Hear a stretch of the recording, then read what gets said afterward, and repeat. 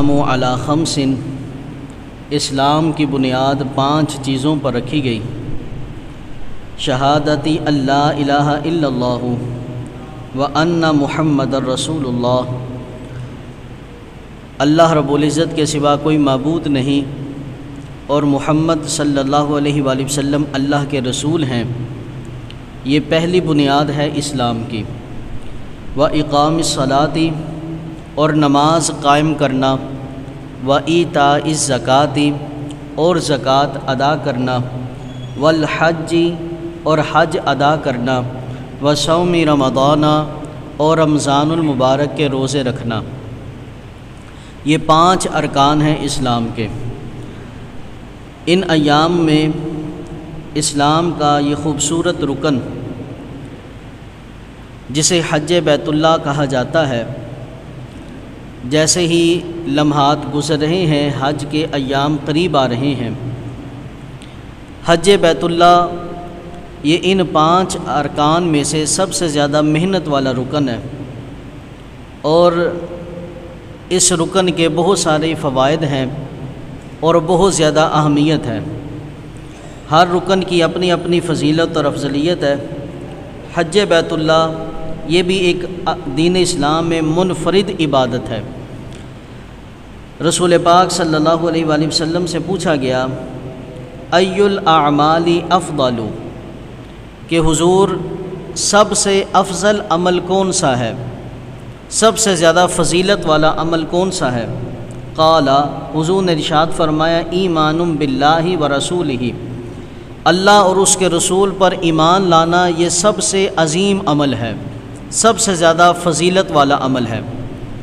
قیل ثم ماذا، پھر کہا گیا یا رسول اللہ صلی اللہ علیہ وآلہ وسلم ایمان قبول کرنے کے بعد سب سے افضل عمل کون سا ہے؟ حضور علیہ السلام نے ارشاد فرمایا جہاد فی سبیل اللہ، اللہ کے رستے میں جہاد کرنا۔ قیل ثم ماذا، پھر کہا گیا یا رسول اللہ صلی اللہ علیہ وسلم جہاد کے بعد سب سے افضل عمل کون سا ہے؟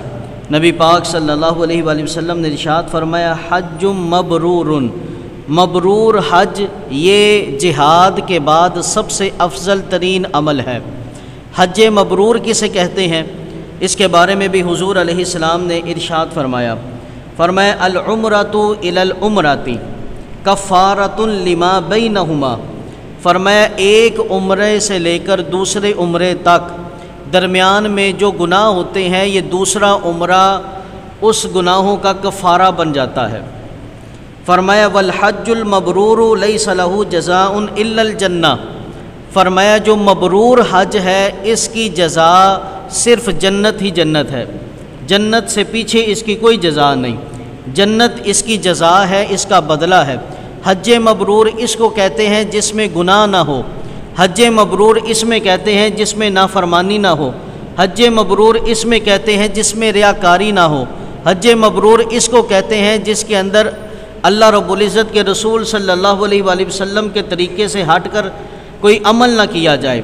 تو یہ جو حج ہے سنت نبوی پر حج ادا کرنا اور حج کے موقع پر اپنے وقت کو ضائع نہ کرنا، زیادہ سے زیادہ ذکر و فکر میں بسر کرنا، اور جب حاجی حج کے رکن سے ادا ہوتے ہیں تو لوگ بیٹھ کر حرم کے اندر، مینا کے اندر، مزدلفہ کے اندر گپیں لگاتے ہیں۔ جو حاجی یہ اس طرح کے فضول کام نہ کرے اسے حج مبرور کہتے ہیں، اور اس کی جزا رسول پاک صلی اللہ علیہ وسلم نے فرمایا جنت ہی جنت ہے، اس کی جزا جنت ہے۔ اسی طرح جو حج ہے یہ انسان کے پچھلے گناہوں کو مٹا دیتا ہے۔ حضرت عمر بن عاص رضی اللہ تعالی عنہ، آپ کے وصال کا وقت قریب آیا، جب آپ کے وصال کا وقت قریب آیا تو زار و کتار رونے لگے، اور آپ نے اپنا چہرہ لوگوں سے پھیر کر دیوار کی طرف کر لیا۔ پھر اچانک آپ نے اپنے بیٹے سے مخاطب ہو کر کہا کہ اے میرے بیٹا، مجھے وہ وقت یاد ہے کہ جب میں نے اسلام قبول کیا تھا، رب ذوالجلال نے میرے دل کے اندر جب نور ہدایت کو ڈالا، میں حضور کی بارگاہ میں حاضر ہوا اور نبی پاک صلی اللہ علیہ وآلہ وسلم کی بارگاہ میں عرض کی حضور میں آپ کی بیعت کے لیے حاضر ہوا ہوں۔ نبی کریم علیہ السلام نے اپنا ہاتھ آگے کیا، میں نے بھی اپنا ہاتھ آگے بڑھا دیا، لیکن ابھی بیعت شروع ہوتی کہ میں نے اپنا ہاتھ پیچھے کھینچ لیا۔ میں نے عرض کی یا رسول اللہ صلی اللہ علیہ وآلہ وسلم اگر میں بیعت کر لوں میرے گناہوں کا کیا بنے گا؟ جو میں نے حالت کفر میں کیے میرے ان اعمال کا کیا بنے گا؟ کیا میری بخشش ہو جائے گی؟ تو رسول پاک صلی اللہ علیہ وآلہ وسلم نے اس وقت ارشاد فرمایا تھا اما علمتا، اے عمر بن عاص کیا تو یہ بات نہیں جانتا کہ جو اسلام قبول کر لیتا ہے اللہ اس کے پچھلے سارے گناہ معاف کر دیتا ہے۔ فرمایا وَأَنَّ الْهِجْرَةَ تَهْدِمُ مَا كَانَ قَبْلَهَا، کیا تجھے یہ علم نہیں کہ جو بندہ ہجرت کر لیتا ہے اللہ اس کے پچھلے گناہ بھی معاف کر دیتا ہے؟ کیا تجھے یہ علم نہیں کہ وَأَنَّ الْحَجَّ يَهْدِمُ مَا كَانَ قَبْلَهُ، کہ جو بندہ حج بیت اللہ کر لیتا ہے اللہ اس کے بھی پچھلے سارے گناہ معاف فرما دیتا ہے۔ حج بیت اللہ یہ واحد عبادت ہے۔ آپ بارہا کئی عبادات پہ سنتے ہیں کہ جناب جس نے یہ عمل کیا اس کے گناہ معاف ہو گئے، جس نے یہ نماز پڑھی اس کے یہ گناہ معاف ہو گئے، جس نے وضو کیا اس کے یہ گناہ معاف ہو گئے، لیکن تمام اعمال پہ جو گناہ معاف کیے جاتے ہیں یہ وہ گناہ ہیں کہ جو صغیرہ گناہ، لیکن یہ حج بیت اللہ ایک ایسی عبادت ہے جس کی برکت سے اللہ کریم کبیرہ گناہ بھی معاف فرما دیتا ہے، کبیرہ گناہ بھی اللہ معاف فرما دیتا ہے، انسان کو توبہ کی توفیق دے دیتا ہے، انسان کو اللہ رب العزت حقوق ادا کرنے کی توفیق دے دیتا ہے۔ جیسا کہ حدیث پاک کے اندر آتا ہے فرمایا من حج للہ، جس نے حج کیا اللہ کی رضا کے لیے، فلم یرفس ولم یفسق، اور اس حج کے دوران اس نے نہ کوئی غلط کاری کی، نہ کوئی فحش کام کیا، نہ فحش کلامی کی، اور نہ ہی اس نے کوئی نافرمانی کی، راجع جب وہ اپنے گھر کو لوٹے گا کیومی ولدتہ امہ، وہ ایسا ہی ہوگا کہ جیسے آج ہی اپنی ماں کے پیٹ سے نکلا ہے۔ جیسے ماں کے پیٹ سے انسان دنیا میں آتا ہے تو اس کے پلے کوئی گناہ نہیں ہوتا، فرمایا حاجی جب حج کر کے واپس پلٹ کر آتا ہے تو اس کا بھی یہی معاملہ ہوتا ہے کہ اللہ اس کے سارے گناہ معاف فرما دیتا ہے۔ اسی طرح یاران محبت برادران اسلام، اسلام دیکھیں کتنا خوبصورت دین ہے۔ اللہ رب العزت نے ایک اصول بیان کیا ہے، لا یکلف اللہ نفسا الا وسعها، فرمایا کہ اللہ رب العزت کسی جان پر اس کے طاقت سے بڑھ کر بوجھ نہیں ڈالتا، لیکن ہر بندے کو شوق ہوتا ہے عبادت کا۔ جن کے دل کے اندر ایمان ہوتا ہے نا ان کے ہاں شوق ہوتا ہے۔ ہم نے کتنے ہی بیمار ایسے لوگوں کو دیکھا ہے جو روزہ رکھنے کے لیے تڑپتے ہیں اور دعائیں کرواتے ہیں کہ قاری صاحب دعا کریں اللہ میں شفا دے، ہم سارے روزے رکھیں۔ عبادت کا شوق اللہ عطا فرماتا ہے۔ اسی طرح جہاد ایک ایسی عبادت ہے جو بڑی ہی مشکل عبادت ہے، جس میں آپ یہ سمجھے کہ اپنی جان اپنی قوت سب کچھ اللہ کی راہ میں لٹانا ہوتی ہے۔ اب عورت ایک ایسی جنس ہے جس میں اللہ نے طاقت کو کم رکھا، جس میں لڑائی کرنا جہاد کرنے کی طاقت نہیں رکھی گئی۔ اسی طرح وہ عمر رسیدہ لوگ جن کی عمر زیادہ ہو گئی اور جسم لاغر ہو گیا، اسی طرح وہ بیمار شخص کہ جو بیماری کی وجہ سے کمزور ہو گئے، اب یہ وہ لوگ ہیں کہ جو جہاد نہیں کر سکتے، جہاد میں شرکت نہیں کر سکتے، لیکن اسلام دیکھیں کسی کے شوق کو ضائع نہیں کرتا، اسلام دیکھیں کسی کو محروم نہیں کرتا۔ نبی پاک صلی اللہ علیہ وسلم کی حدیث پاک سنیں، حضور نے ارشاد فرمایا جہاد الکبیر والضعیف والمرأۃ، فرمایا جو عمر رسیدہ شخص ہیں، جو کمزور شخص ہیں اور جو عورتیں ہیں، ان کا جہاد کیا ہے؟ الحج والعمرۃ، فرمایا یہ کمزور لوگ حج کر لیں اللہ انہیں جہاد کا ثواب بھی عطا فرما دیتا ہے۔ یہ کمزور لوگ، یہ عورتیں اگر عمرہ کر لیں اللہ انہیں جہاد کا ثواب عطا فرما دیتا ہے۔ ایک نوجوان جو جہاد کے لیے جا رہا ہے اسے تو اجر مل رہا ہے، لیکن جس کے دل کے اندر جہاد کا شوق ہو لیکن طاقت نہ ہو وہ حج کر لے تو اللہ اسے بھی جہاد کا ثواب عطا فرما دیتا ہے۔ وہ کتنا رحمان ہے اور کتنا کریم ہے۔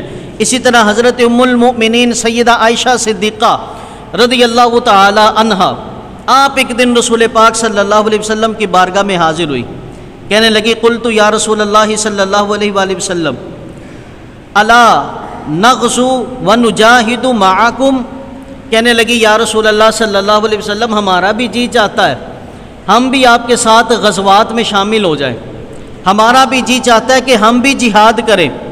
سیدہ عائشہ صدیقہ رضی اللہ تعالی عنہا جب آپ نے یہ سوال کیا، نبی پاک صلی اللہ علیہ وسلم نے ارشاد فرمایا لیکن احسن الجہاد و اجملہ الحج، فرمایا کہ عورتوں کا سب سے بہترین جہاد یہ ہے کہ وہ حج مبرور کیا کرے، وہ حج کیا کرے، عورت حج کرے، یہی اس کا جہاد ہے۔ سیدہ ام المؤمنین سیدہ عائشہ صدیقہ رضی اللہ تعالی عنہا فرماتی ہیں، کہتی ہیں فلا ادع الحج بعد اذ سمعت هذا من رسول اللہ صلی اللہ علیہ وآلہ وسلم، کہتی ہیں کہ جب میں نے حضور سے یہ سنا نا کہ عورت کا حج کرنا یہ جہاد کے برابر ہے، کہتی ہیں اس فرمان کے سننے کے بعد میں نے کبھی حج کو ترک نہیں کیا۔ ہر سال میں حج کرتی ہوں کہ میرے حج کا بھی ثواب مل جائے اور مجھے جہاد کا ثواب بھی مل جائے۔ یاران محبت برادران اسلام، اسی طرح ہمارے معاشرے کے اندر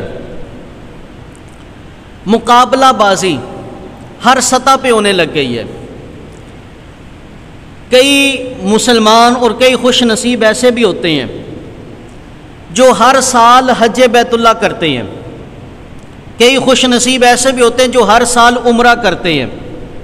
اب ایسے حاجیوں کو اور ایسا عمرے کرنے والوں کو زمانے میں کچھ لوگ ایسے بھی اٹھ جاتے ہیں، وہ کہتے ہیں جناب حاجی صاحب ہر سال حج تو کرتے ہیں، انہیں غریبوں کا نہیں پتہ، انہیں بیواؤں کا نہیں پتہ، انہیں یتیموں کا نہیں پتہ۔ یہ بات یاد رکھیں، کبھی بھی نیکی کے معاملے میں دو نیکیوں کو آپس میں ٹکراؤ نہ کریں، کبھی بھی دو نیکیوں کو آپس میں ٹکراؤ نہ کریں، کبھی بھی دو نیکیوں کا آپس میں مقابلہ نہ کریں۔ یہ بات برحق ہے کہ اپنے پڑوسیوں کا حقوق ادا کرنا یہ ضروری ہے۔ جو صاحب ثروت ہیں اگر ان کے پڑوس کے اندر کوئی غریب رہتا ہے تو ان کی کمائی میں سے اپنے پڑوس کی خدمت کرنا یہ پڑوسیوں کا حق ہے، غریبوں کی مدد کرنا یہ حق ہے، یہ حق ادا کرنا چاہیے۔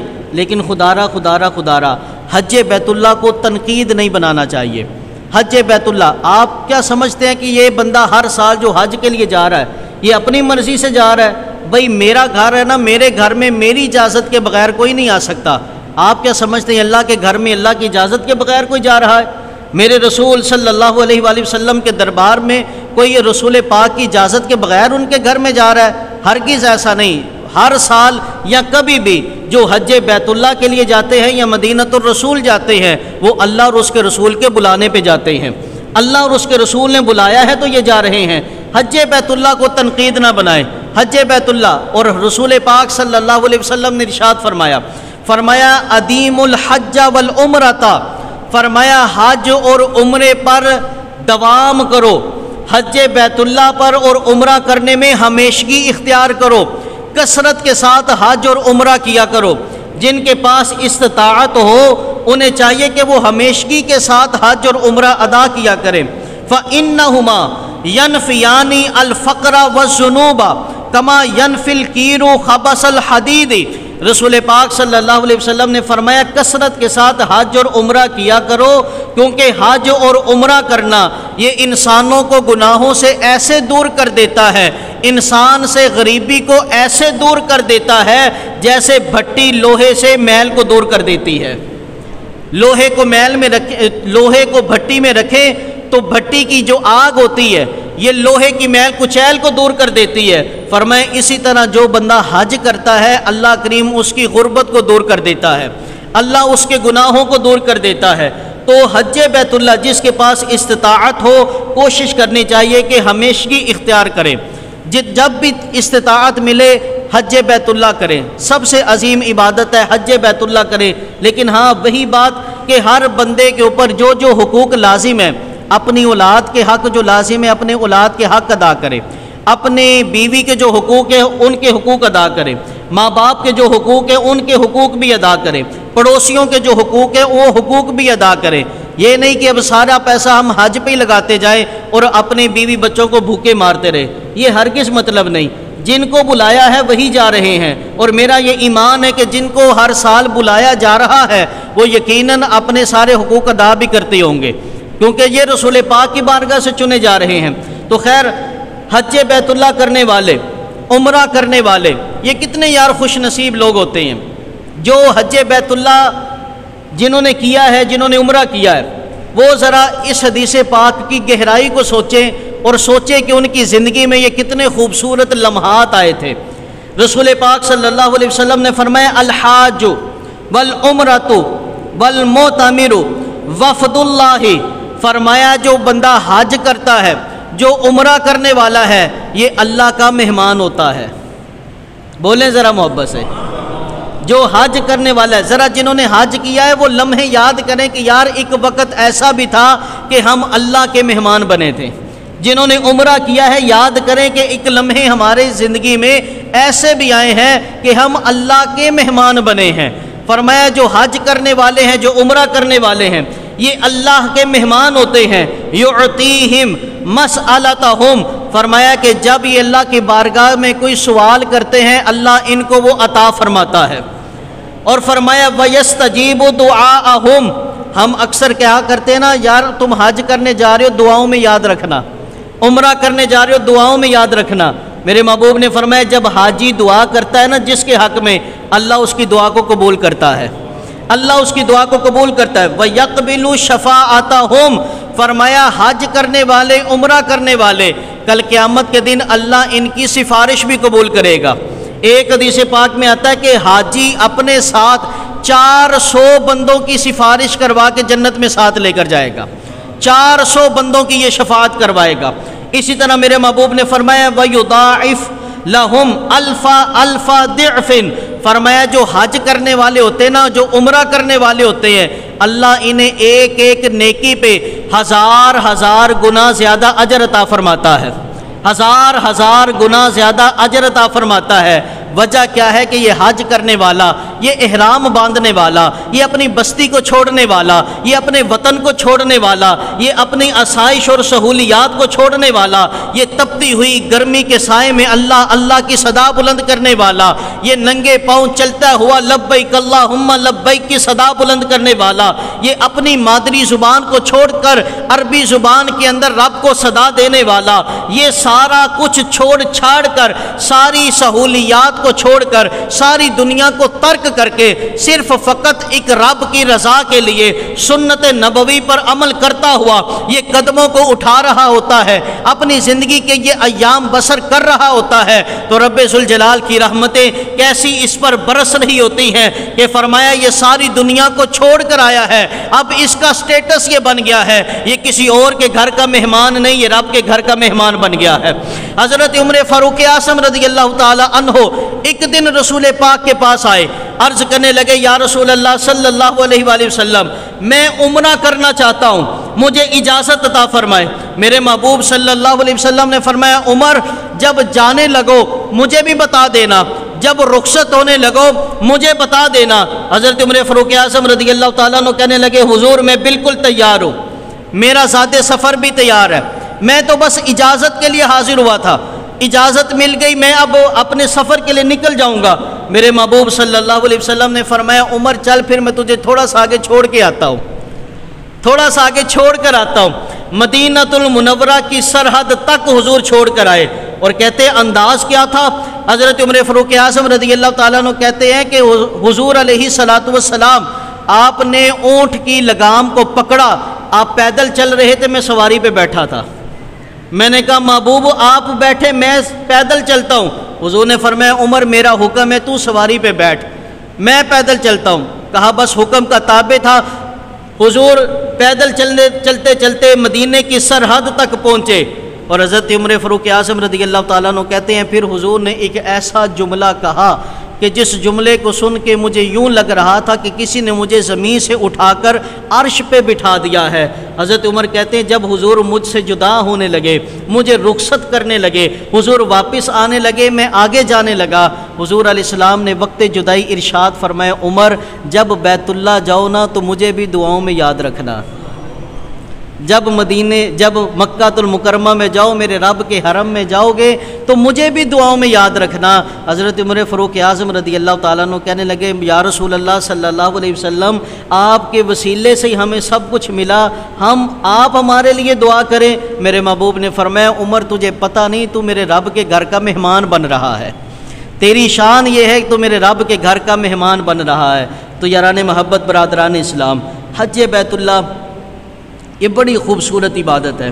اسی طرح جن کے اوپر حج فرض ہو جائے، حج بیت اللہ کے فرض ہونے کے لیے حضور علیہ السلام سے پوچھا گیا، یا رسول اللہ صلی اللہ علیہ وآلہ وسلم حج بیت اللہ کے فرض کے لیے کیا چیزیں ضروری ہیں؟ حضور نے ارشاد فرمایا جو راستے کی استطاعت رکھتا ہو اور زیادہ سفر رکھتا ہو، جو راستے کی استطاعت یعنی اپنے گھر سے لے کر حرم تک پہنچنے تک یہ جتنا راستہ ہے، اس کا کرایہ، اس کا زیادہ سفر، کھانے پینے کے اخراجات، اس کی سواری اور امن کا ماحول، یعنی یہ سارا رستہ امن کا ہو۔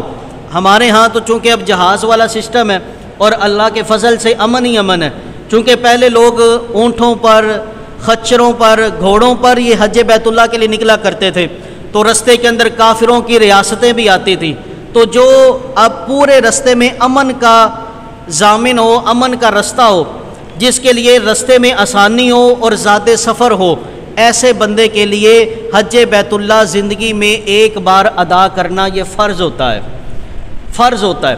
اور یاد رکھیں جس کے اوپر فرض ہو جائے، ہمارے ہاں کیا ہوتا ہے کہ ہم کہتے ہیں یار ہم پہلے اپنی بچیوں کی شادیاں کر لیں گے پھر حج کرنے جائیں گے، ہم پہلے بچیوں کا جہیز بنا لیں پھر ہم جائیں گے، پہلے ہم اپنے بیٹوں کے لیے مکان بنا لیں پھر حج کریں گے۔ نہیں نہیں نہیں، میرے محبوب صلی اللہ علیہ وآلہ وسلم نے ارشاد فرمایا تعجلوا الی الحج یعنی الفریضہ، فرمایا جب حج فرض ہو جائے نا تو حج ادا کرنے میں جلدی کرو، حج بیت اللہ ادا کرنے میں جلدی کرو۔ فرمایا فإن أحدكم لا يدري ما يعرض له، فرمایا تم میں سے کوئی نہیں جانتا کہ آنے والے وقت میں اسے کیا مرض لاحق ہونے والا ہے، کیا عذر پیش ہونے والا ہے۔ یعنی آج اس سال اگر جس کے اوپر حج فرض ہو گیا، اس نے کہا یار میرا مکان بن جائے پھر میں حج کرنے جاؤں گا، لیکن خدا نہ خواستہ آئندہ سال وہ بیمار ہو گیا تو پھر کیا کرے گا؟ آئندہ سال زندگی نہ رہی تو پھر کیا کرے گا؟ آئندہ سال کوئی اور سانحہ پیش ہو گیا تو پھر کیا کرے گا؟ فرمایا تمہیں نہیں پتا کہ کون سا عذر تمہیں لاحق ہونے والا ہے، اب صحت ہے، وقت ہے، پیسہ ہے، سب کچھ ہے، تو جب تم پر فرض ہو جائے تو حج بیت اللہ ادا کرنے میں جلدی کیا کرو۔ اسی طرح حج بیت اللہ کے حوالہ سے قربانی کے ایام بھی قریب آ رہے ہیں، یہاں بھی تھوڑا سا اپنا درد بیان کرنا چاہتا ہوں کہ یار اپنے بچوں کو بھی نہ حج اور عمرے کی طرف لگائیں، اپنے بچوں کے اوپر بھی کوشش کریں کہ ان کو عمرے کے لیے بھیجا کریں۔ 25-25، 30-30، 40-40، 50-50 لاکھ کی لوگ قربانیاں کر رہے ہیں، لیکن ان کے بیٹوں نے عمرہ بھی نہیں کیا ہوا۔ 20-20، 30-30 لاکھ کی قربانیاں ہو رہی ہیں۔ قربانی کریں جتنا دل کرتا ہے، جتنی اللہ نے توفیق دی ہے کریں، لیکن اگر قربانی کرنے کے بعد اتنی استطاعت نہیں رہتی کہ آپ اپنے بچوں کو حج اور عمرہ کروا سکیں، تو پھر کوشش کریں قربانی اتنی کر لیں جتنی ضروری ہے، لیکن اپنے بچوں کو حج بیت اللہ کے لیے بھیجا کریں، اپنے بچوں کو عمرہ کروایا کریں۔ کیونکہ یہ حج اور عمرہ یہ زندگی بدل کے رکھ دیتا ہے۔ حج اور عمرہ، آپ کے بچے نافرمان ہیں تو بچوں کو عمرے کے لیے بھیجیں، ہو سکتا ہے کہ حضور کے مدینے کی جب نظر ان پر پڑ جائے تو یہ آپ کے فرما بردار ہو جائے۔ بچے نمازی نہیں ہیں، آپ کو اللہ نے دولت دی ہے، اپنے بچوں کو حج کے لیے بھیجیں، پتہ نہیں یار وہ کون سی گھڑی کس حاجی کی دعا قبول ہو جائے اور آپ کی بچے کی زندگی سنور جائے۔ تو کوشش کریں ہمارے معاشرے کے اندر حج کی طرف اور عمرے کی طرف لوگوں کا رجحان کم ہوتا جا رہا ہے، کم ہوتا جا رہا ہے، بالخصوص نوجوان لوگ۔ یہی وہ وقت ہوتا ہے یار حج اور عمرہ کرنے کا، جب ہمارے گھٹنے رہ جاتے ہیں، چلنے سے قاصر ہو جاتے ہیں، پھر ہم کہتے ہیں جی بابا جی کو حج پہ بھیج دیں۔ جن کو جوانی میں اللہ نے دولت دی ہے، جن کے والدین کو اللہ نے استطاعت دی ہے، جن جوانوں کے پاس اتنی طاقت ہے، ان کو چاہیے کہ جوانی کے عالم میں حج کریں، جوانی کے عالم میں عمرہ کریں۔ اصل عبادت کا اجر اور اصل عبادت کی لذت اسی عمر میں حاصل ہوتی ہے۔ باقی جب انسان بوڑھا ہو جاتا ہے تو پھر ایک مجبوری ہوتی ہے کہ احرام باندھ لیے اب کرنا ہی کرنا ہے، کبھی ٹانگیں سوجنے لگ جاتی ہیں، کبھی پنڈلیاں درد کرنا شروع ہو جاتی ہیں۔ تو کوشش کریں اللہ نے جس کو دولت دی ہے بر وقت ہی حج اور عمرہ شریف کو کیا کریں۔ اسی طرح جو لوگ استطاعت ہونے کے باوجود بھی حج بیت اللہ نہیں کرتے، حضرت مولا علی رضی اللہ تعالی عنہ آپ ارشاد فرماتے ہیں کہ رسول پاک صلی اللہ علیہ وآلہ وسلم نے ارشاد فرمایا مم ملکا زادن و راحلتن، جس بندے کے پاس زاد سفر ہو اور سواری بھی موجود ہو، ایسی سواری جو اس انسان کو بیت اللہ شریف تک لے جائے، اور وہ بندہ حج نہ کرے، فلا علیہ ان یموت یہودیا او نصرانیا، فرمایا ایسے بندے کی کوئی ذمہ داری نہیں ہے، وہ بندہ یا یہودی ہو کے مر جائے یا نصرانی ہو کے مر جائے۔ جس کے اوپر حج بیت اللہ فرض ہو گیا اور اس نے حج ادا نہیں کیا، یعنی ہم لوگ جب تک کلمہ پڑھ رہے ہیں نا، اللہ کی رحمت ہے جو ہمیں کفر سے بچائے ہوئے ہے، اللہ کی رحمتیں ہیں جو ہمیں کفر سے بچائے ہوئے ہے، لیکن کچھ اعمال ایسے ہوتے ہیں کہ یہ رحمتیں دور ہو جاتی ہیں ہم سے، پھر ہم ایمان پہ ثابت قدم نہیں رہ سکتے۔ ان میں سے ایک عمل یہ ہے کہ جس بندے پہ حج فرض ہو گیا، اس نے حج نہیں کیا، یہ رحمتیں دور ہو جائیں گی۔ رسول پاک نے فرمایا اب وہ یہودی ہو کے مرے یا نصرانی ہو کے مرے، اس کا کوئی ذمہ نہیں ہے۔ تو کوشش کریں جن پر حج فرض ہے وہ حج بیت اللہ کریں، باقی سارے کاموں کو پینڈنگ کریں اور حج بیت اللہ کی طرف رغبت کریں۔ اسی طرح حضور علیہ السلام نے ایک دفعہ خطبہ ارشاد فرمایا، اب حج بیت اللہ بھی دیکھیں اور میرے محبوب کا اختیار بھی دیکھیں، اور اللہ کے محبوب کی اپنی امت کے اوپر آسانی دیکھیں کہ ہمارے محبوب نے امت کے اوپر کتنی آسانی فرمائی۔ صحابی کہتے ہیں کہ حضور ایک دن خطبہ ارشاد فرما رہے تھے، فرمایا فقال ایھا الناس قد فرض اللہ علیکم الحج فحجوا، فرمایا کہ اے لوگو اللہ نے تم پر حج کو فرض کیا ہے تو حج کیا کرو۔